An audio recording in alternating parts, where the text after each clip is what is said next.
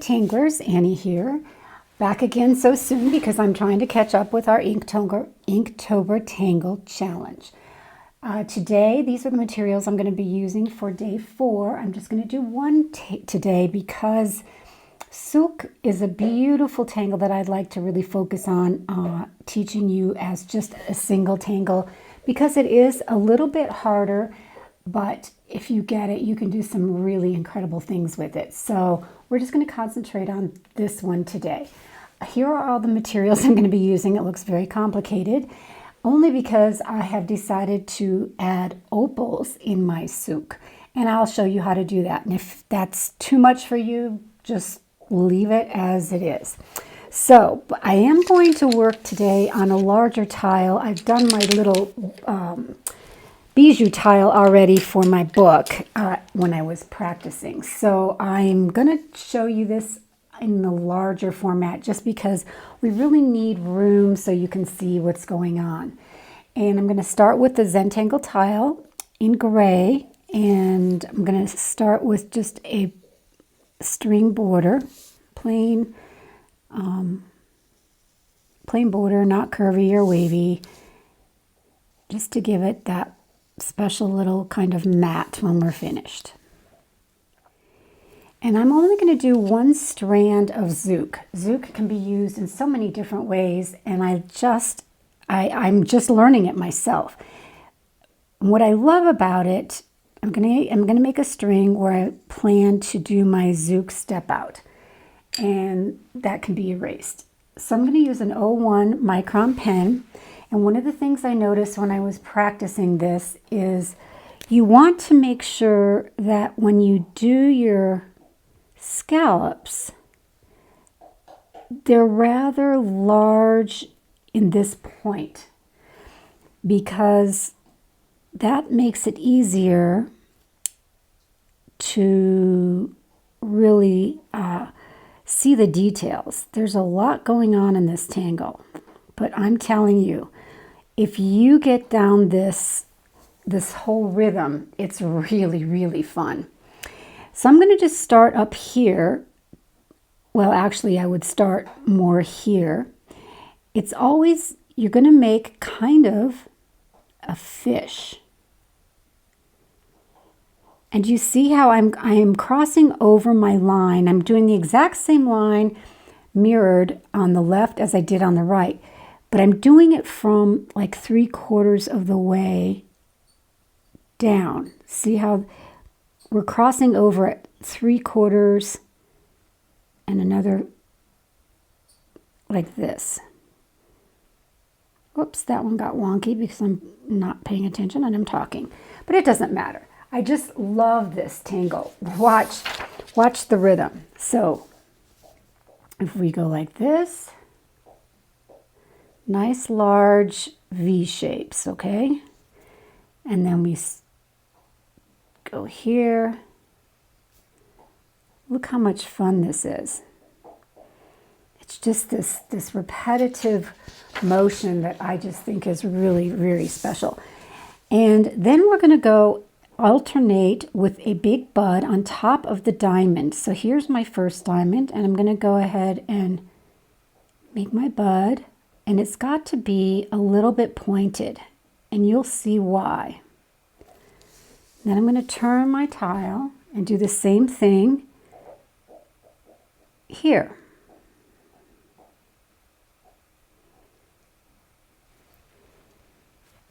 Now, if you don't want to keep turning and getting dizzy, you can go every other one in one direction.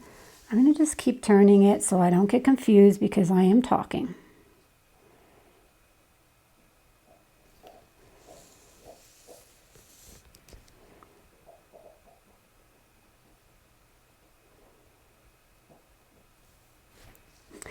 This one got really wonky.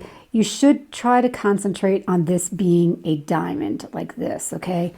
But this is a demo, so I'm not worried about it.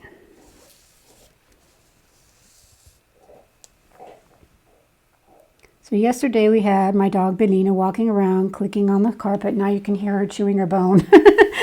Just never ends with these puppers. So this one would go over here. We're just pretending like we know what's happening on those end corners. So I'm just gonna, this is almost finished. Now we're gonna do the part that is a little bit difficult. We're not gonna just aura everything. The aura is very particular. So what we're gonna do is start, let's start in the middle just so you can see what's going on. You always start from down here at the point where the diamond and this one left petal meet up. And you're just going to go like this and stop there if you need to. And then you're going to just meet the top with this angle. Come back down. And then just meet here. So you see here and here and here, you are coming to a pinched point. So again, we're not going to aura the diamond at all. We start in the corner of the diamond and go up. This was what was the hardest thing for me to get right. I mean, if you just look at the step out, it's fine, it's easy. But I just wanted to speed ahead and to aura everything, which is not what you're doing. Here we have the corner of the diamond. I'm going to stop kind of in the middle here and then bow out and then go to a point. Starting from the point, bow out and going back down to the diamond. And that's one side. And then the other side, I'm going to do the same thing. This would be the diamond point.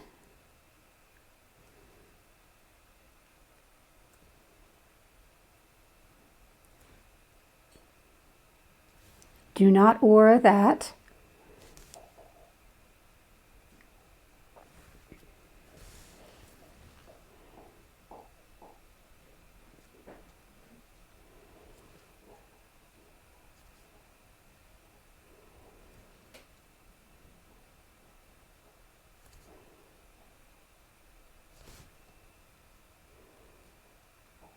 I'm not auraing that, I was just kind of correcting it.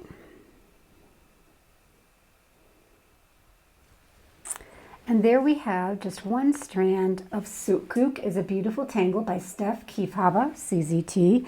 And we're going to make this into kind of a piece of jewelry because that's what I think it looks like to me. It could be a gorgeous bracelet or a tiara for a princess.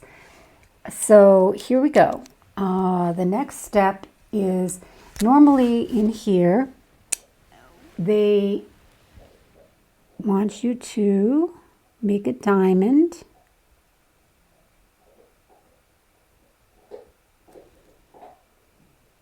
Oh, Bellina. This one is so bad. Sorry, guys. You'll do better than me. Anyway, so the other thing is basically that is Souk.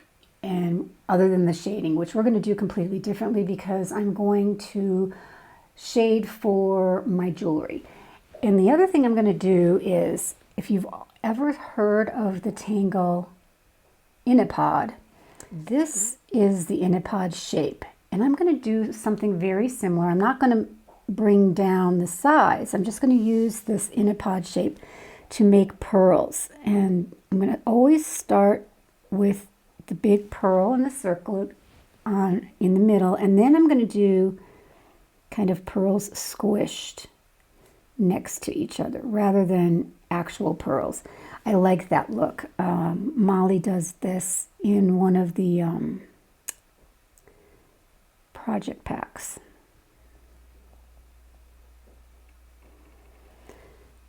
So I'm going to do that all the way across, just on these bottom petals.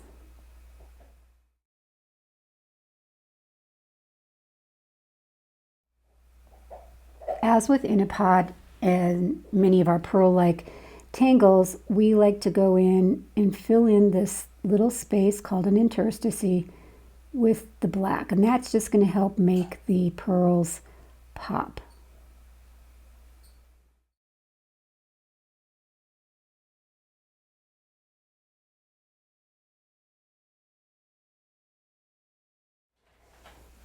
Okay, so there's that, and now we're going to come to the shading. And what I like to do is use my 2B for this. I know you've probably heard me say this 100 times, but this is my absolute favorite paper from Zen-Tangle, the grays. I don't know, it just shades up so amazingly wonderfully, and I just love it. So I'm going to put a little bit of graphite at the top, and down here to make this sort of a facet.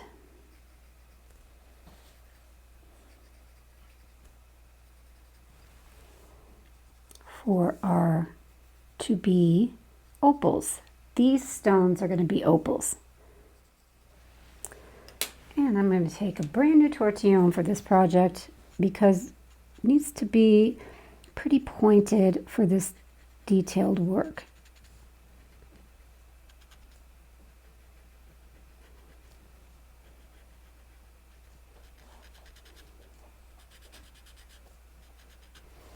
I forgot to put some graphite here. And here I thought it would be enough, just what was on my tortillon, but not quite. So wherever the corners meet here, where it's pinched down, so to speak. See, I forgot one here. Here it pinches together, here it pinches together, here and here. That's where we're going to add our graphite and then pull that out.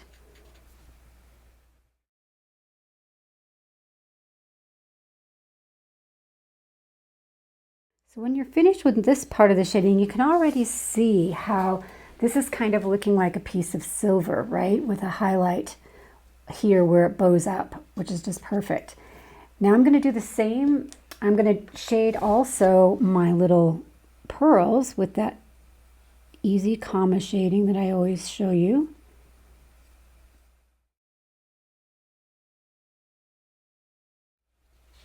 And we're going to go back in there and highlight a lot of things with the General's white charcoal. Okay, now we're going to get out our white General's charcoal. And we're going to make, well, first of all, let's go ahead and do this. This is going to be our opal right here. I'm going to shade pretty heavily on the right side of that opal to make it look like it's really sitting in its facet. The light would be coming from here, so you wouldn't see so much that facet on that side, but it'd be in shadow here. And we're going to do the same thing since these are on the same light source, and you'll see what happens when we get our opal colored in there. Okay, so now we can go in. This is only going to have like a sliver of light here on this side, but much more on this side, because that's the side that's in the light.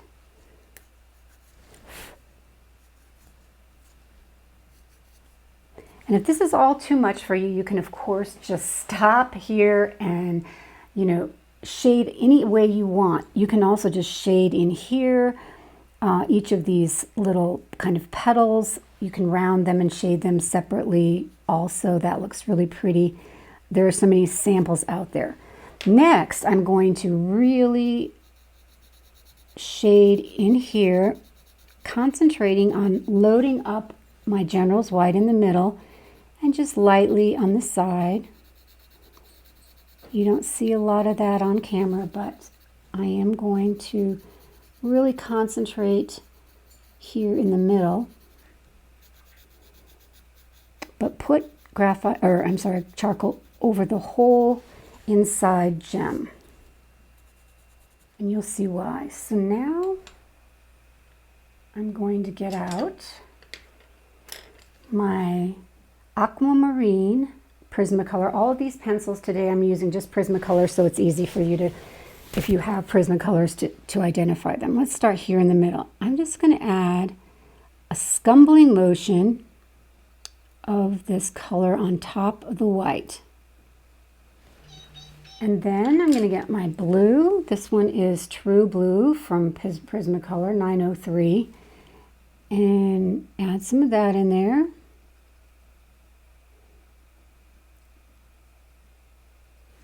We can always adjust. I'm going to take my Scarlet Lake Prismacolor 923. Add a little bit of that.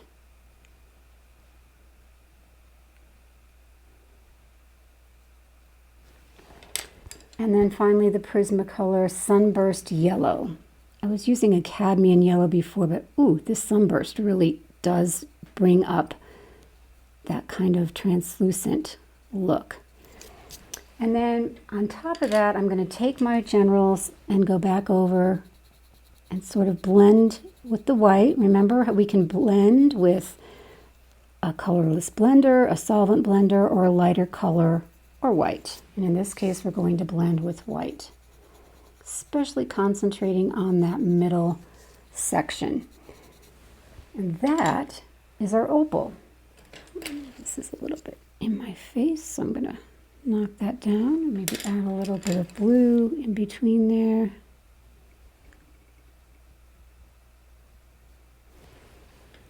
And actually, I want this to be more white, so I'm going to erase a little here and just add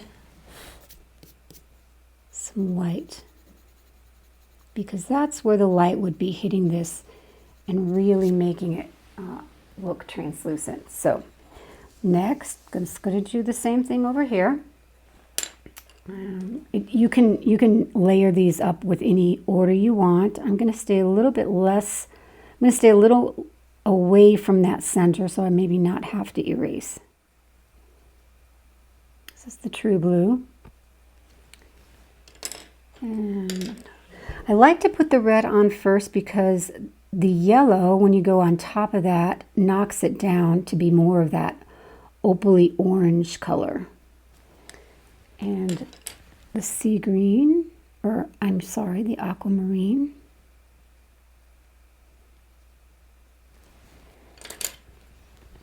Also gets that more opal look when you hit it up with the yellow.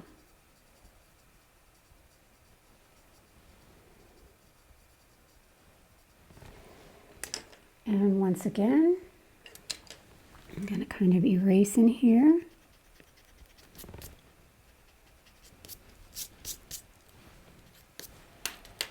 And get my general's white. You could also use a white colored pencil for this. I'm sure it would work really well.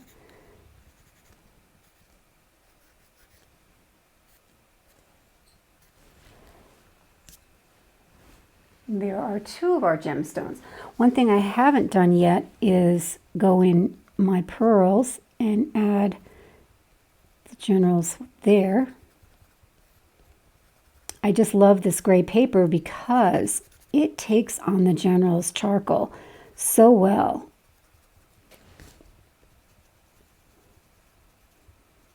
And you can see it, but it's quite subtle. Don't those look like little pearls to you?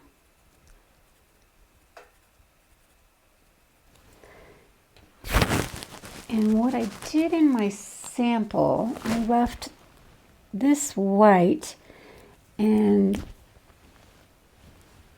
I'm sorry, I made little white dots in here with my jelly roll. And then I filled in with the black in those interstices. Very, very tedious. Tiny, tiny work. Okay, let's go for another gemstone in case you didn't get that. Let's start with our Aquamarine.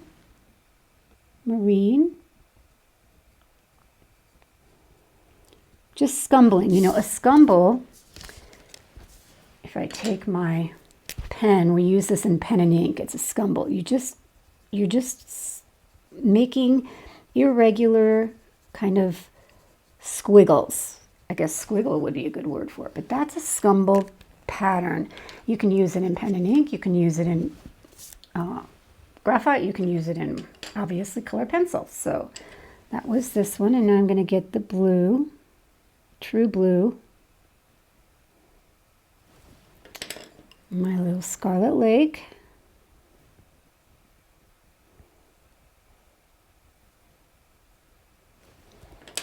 And then the Sunburst Yellow.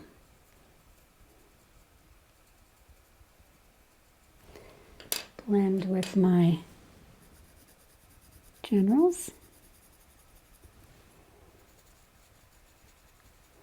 You can kind of blend overall. And in fact, I'm going to go ahead and erase again just to get that underlayer of whatever colored pencils that are in there.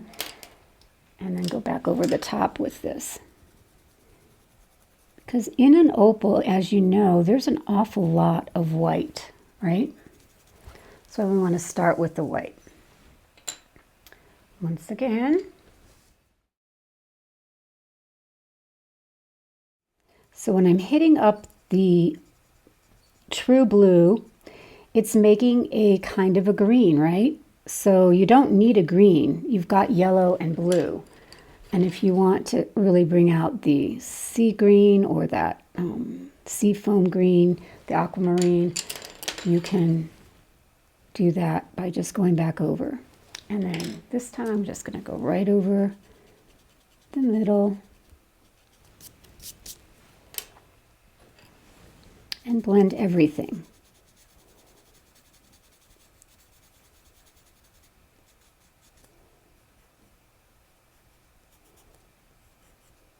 Adding highlights to some of these that I forgot.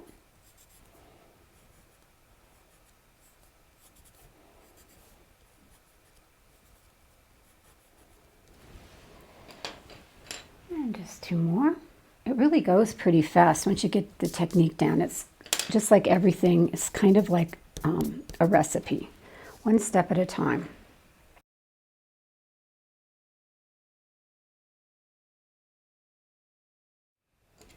I'm using this wonderful little tool. It's called Mono Zero Tombow plastic eraser.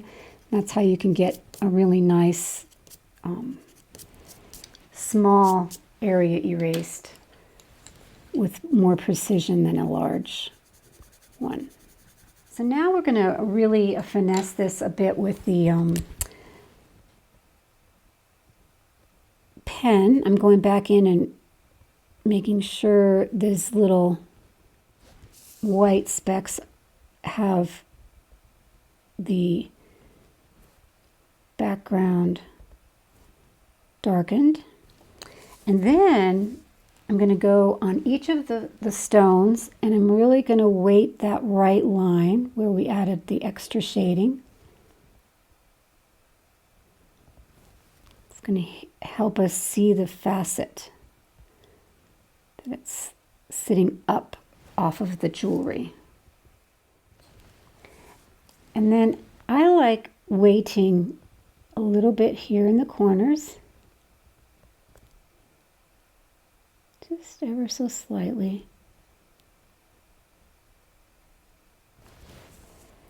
Just makes it look a little bit more three-dimensional and less flat.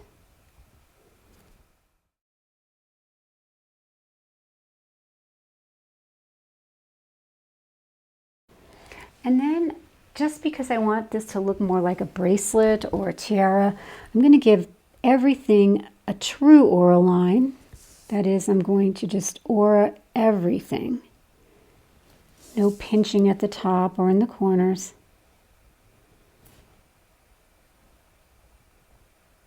Because without that aura line, it looks a little bit flimsy, a little bit too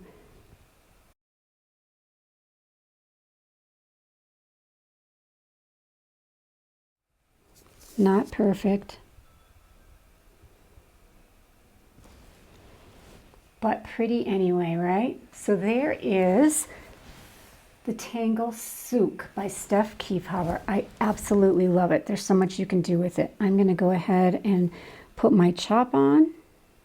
I did want to show you, this was the first one that I worked up, and as you can see, I have a lot more yellows in this one. So you can do whatever you want with your opals. These ones are a bit more on the blue side. And I also did two tiny guys. Where did I put them?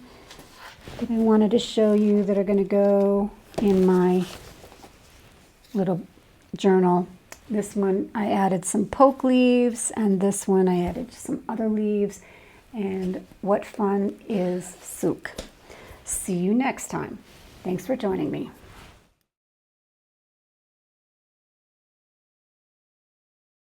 That's it for today's Tangle. Thanks for joining me. If you like these lunchtime tutorials, please give them a thumbs up and subscribe to my YouTube channel. I also invite you to check out my website for classes that I have scheduled or to purchase my Tangle tags for your favorite step outs. That's botangle.net. I'm leaving you with some other links too. Zentangle.com, where you can learn more about the Zentangle method from its founders, Rick Roberts and Maria Thomas.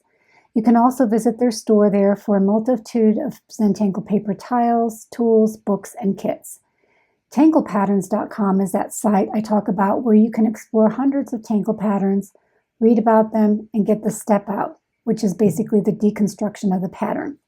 And finally, if you'd like to share your beautiful results with me and my student community, please join Annie's Botangle Alumni Facebook page. We're a private group where we inspire each other with our work and offer tips and useful information about art and Zentangle.